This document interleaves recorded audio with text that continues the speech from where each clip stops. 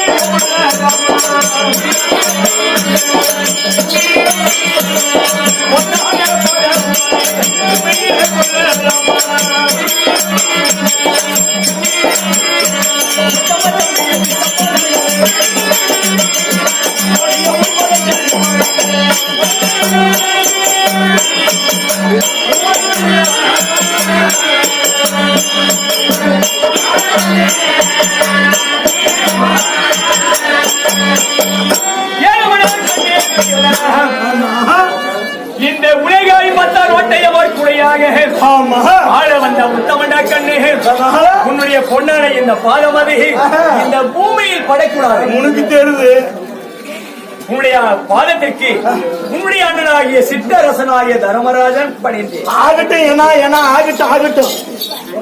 பாதத்தை பண்ணினா நல்லதான். மாமா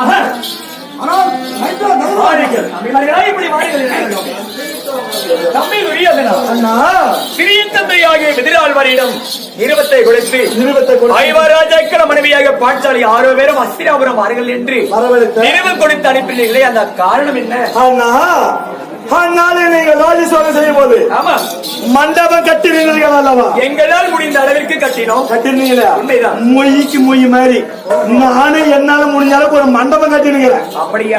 அதனால அந்த மண்டபத்தை பாருங்கள். இந்த மண்டபத்தை சுற்றி பார்க்க நீங்கள் அல்லது வேறு ஏதாவது காரணமாக இருக்குமா என்று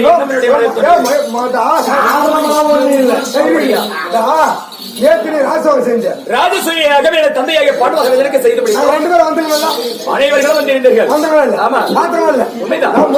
கல்யாணத்துக்கு போறேன் 100 ரூபாய் மொழி போடுறேன். 200 பாடத்தானே மொய் என்பது வைத்ததை வைக்கணும் இல்லையா? மொய் சண்டை எத்தனையோ உலகத்தில் மொய் வைக்கணும் பிரச்சனையா? 500 ரூபாய் வைக்கிறவங்களுக்கு ஒரு மரியாதை, 50 ரூபாய் வைக்கிறவங்களுக்கு ஒரு மரியாதை. நம்ம திருப்பி கொடுக்கறது தானே. அவங்களுக்கு கொடுத்தது கொடுக்கணும். அது நம்ம மரியாதையாக தாழ்வு அந்த மரியாதை கூடாது. அந்த மரியாதை தான் வைத்தா உன்னை அலசி நடந்துட்டான். அப்படியா? ஆமா, பாரு. சரி, மரியாதை விடுதலை இருக்கிறீர்கள்.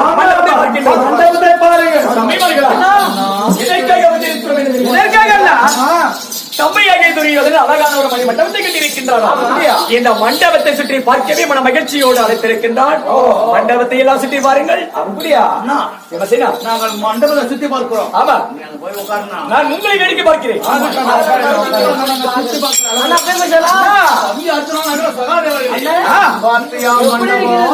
இதுதான் அந்த மண்டபம்.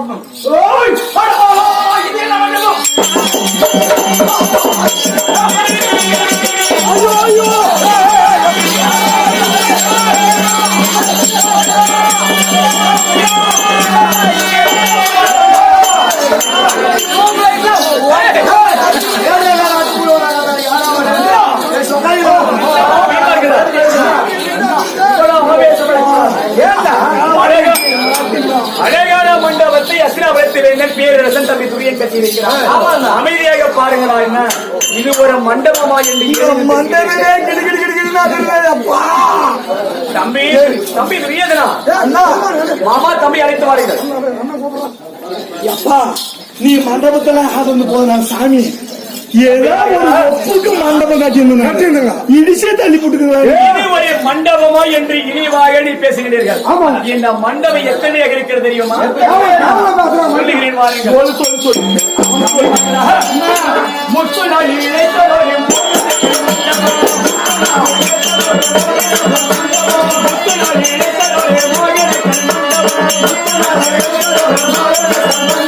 வெங்கத்தால் இழைத்தவரே ராவணன்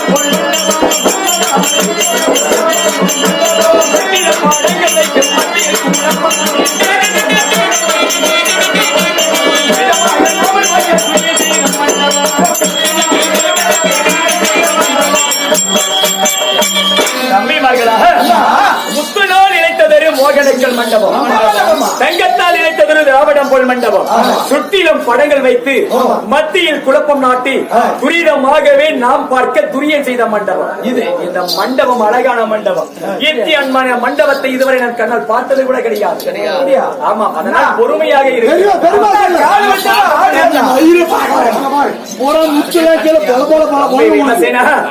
உன்னை பார்த்தால் தான் அவனுக்கு ஏதோ பயம் ஏற்படுகிறது.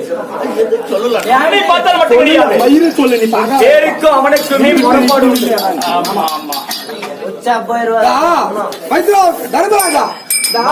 உன் மகன் உன் தம்பி பீமனை மட்டும் ஆமா என் மருண்ட பார்க்க சொல்ல வேணாம். முரண்பாடு வந்து ஆனா பக்கத்துல இருக்கிறா நீ யாருந்தாலும் பயன்படலாம். தம்பி துரியோதனா அழகான ஒரு மணி மண்டபம். பெரியவர்கள் சொல்லுவார்கள் மண்டபம் நிறைய உத்திரம், உத்திரம் நிறைய சித்திரம், சித்திரங்கள் பதித்த அழகான சீதையிலும் கிடையாது அந்த மண்டபம். பெரிய மாமா ஒன்னு எப்படி பெரிய பேசுறான்? ஆந்த குறுக்க வந்து நேரம் உட்காந்துச்சு மச்சான் மச்சமாரி உருப்பிடுமா இருப்பான். ஒன்னு எவ்வளவு வந்துருச்சு மேல உட்காந்து வருது. மண்டபத்தை பத்தி ஒன்னு எவ்வளவு பெருமை உன்னை புகழ்த்த பேசுறான். அந்த புகழ்ந்த அழிவு ஒண்ணு அதெல்லாம் ஒன்னாவது உன்னை கரை சாத்த வரை நாக்கிறேன். மண்டபம் எவ்வாறு இருக்கு தெரியுமா? வந்துருச்சு அவ்வளவுதான். மண்டபங்கள்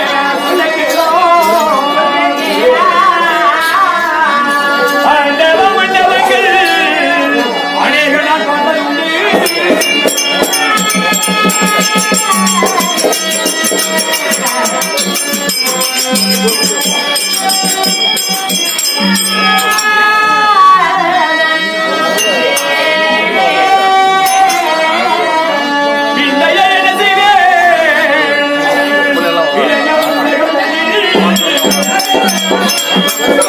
தம்பி துரியோதனா முந்தியும் மிகுந்த தம்பி துரியனை என் அருகில் வாழும்.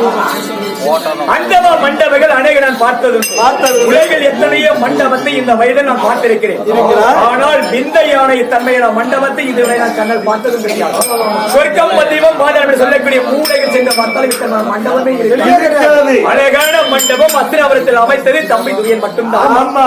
ஆகட்டும், மிகவும் சந்தோஷம். சரி, இருந்தாலும் ஆமா வந்தோம், மணி மண்டபத்தை பார்த்தோம், கண்டு ரசித்தோம். நாங்கள் இப்போது தர்மராஜா ஒருத்தர் மண்டபத்தை பார்த்து ஆவாது தம்பி மாதிரி உள்ளாக்கிற மண்டபம்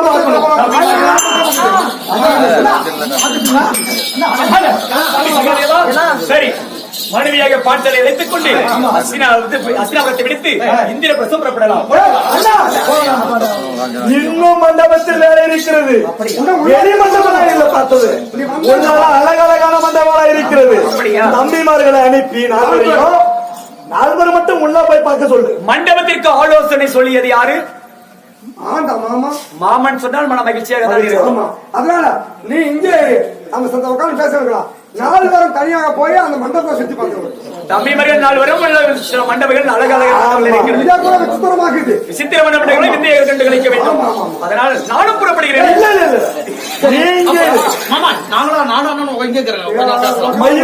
சரி தம்பி, நீமன் என்னுடைய அருகாமல் இருக்கட்டும். தர்மராஜா சொன்னாங்க வயசான நம்ம 2 பேரும் அண்ணா அரசர்கள் தனியாக அமர்ந்து பேசும் இடம் இது. நாம் எல்லாம் பெரியவர்கள், அவர்களுக்கு வேலை கிடையாது. சின்ன பையனுக்கு என்ன வேலைங்க? அப்படியா? வரான் மயில் மனப்பாத்தான் நமக்கு ஆவறது. தம்பி விமசேனா, சற்று நேரம் உள்ளே இருக்கக்கூடிய மண்டபத்தை எல்லாம் சுற்றி பார்த்து வாருங்கள். நான் இவர்களிடம் பேசுகிறேன். ஆகட்டும். நான் ஒன்று மாமா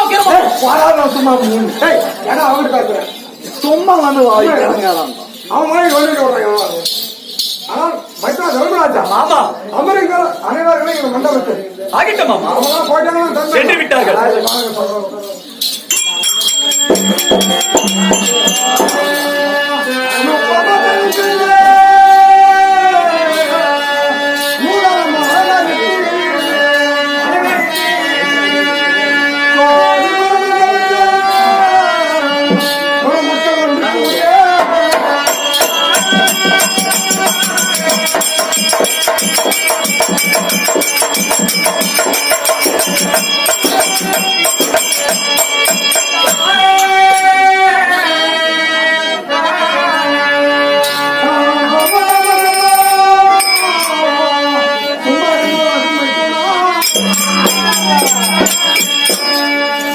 அம்மா என்ன சொல்லிக்கிட்டீங்க?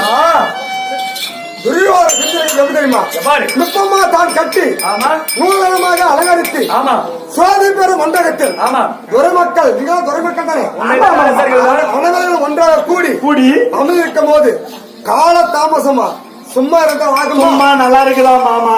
மாமா நூலகமாகவே செய்த நுட்பமாம் அலங்கரித்து சோதிசேர் மண்டபத்தில் துறைமக்கள் ஒன்று கூடி யார் ஒரு கால சேமம் இல்லாமல் சும்மா இருக்கலாம். ஆமா. கால சேமம் என்றால் வேலை இல்லாமல் அமைதியாக இருக்கக்கூடாது. நல்லாக்குதா? ஏதாவது ஒரு வேலை செய்ய வேண்டும். அரசர்களாக இல்லாமல் அமைதியாக இருக்கக்கூடாது ஆகாது. என்று சொல்லுகிறீர்கள். நாங்களே ஒரு நல்ல ஒரு விஷயத்தை சொல்லுங்கள். என்ன சொல்ல வேண்டுமா? போராட்டம் என்று சொக்கலாம். மாமா இது என்ன கொடுமையிலும் ஒரு வார்த்தை வீசுகிறேன். யா பெரியவர்கள் இருக்கின்றோம். ஆமா. புராண கதைகள் வரலாற்று கதைகள் எத்தனை இருக்கிறது. என்ன கதை? மகாபாரதம் ராமாயணம் இதிகாசம் என்று சொல்ல நல்லதொரு கதைகளை நாம் அறிவோம். அண்ணா அதெல்லாம் கேட்டு கேட்டு புடிச்சு போச்சு. காது ராமாயணம் மகாபாரதம் டெய்லி தான் கேக்குறாங்க. கேட்டு கேட்டு புடிச்சு போச்சு. புதுசா ஏதாவது பண்ணுவோம். மாமா, அதாவது மகாபாரதம் எல்லோருக்கும் தான் தெரியும். தெரியும். இல்லையா? தெரிந்த புராணம் தெரியாத கதை. நமக்கும் எல்லாம் தெரியாது. ஆமா. இல்லையா? இருந்தாலும் ஒவ்வொருவருக்கும் ஒரு மாற்றம் இருக்கும். ஒவ்வொருவரும் சொல்லக்கூடிய விதம் இருக்கும், இலக்கணம் இருக்கும். அதற்காக வேண்டித்தான் வருடா வருடமும் இந்த வரலாற்று கதையை யார் எவ்வாறு நடத்துகிறார்கள், எவ்வாறு சொல்லுகிறார்கள் என்பதற்காக மாற்றி மாற்றி நடத்தி விடுகிறார்கள். அதனால மாமா சில விஷயங்களை, சில கதைகள் எனக்கு தெரியாமல் கதை எத்தனை இருக்கும், அதை தாங்கள் சொல்லுங்க. மைத்ரா அதான் போராட்டம் என்று சொல்லக்கூடிய சொல்லாட்டலாம். மாமா இது போராட்டம் சும்மா பகடையாடுதான். பகடையா? ஆமா மாமா மைத்ரா பகடை பகடை தம்பி துரியா. ஆமா. பகடையாடவே என்னை நினைத்திருக்கிறீர்கள். ஆமா ஆமா சும்மா தான் ஆகாது. சும்மா இருந்தால்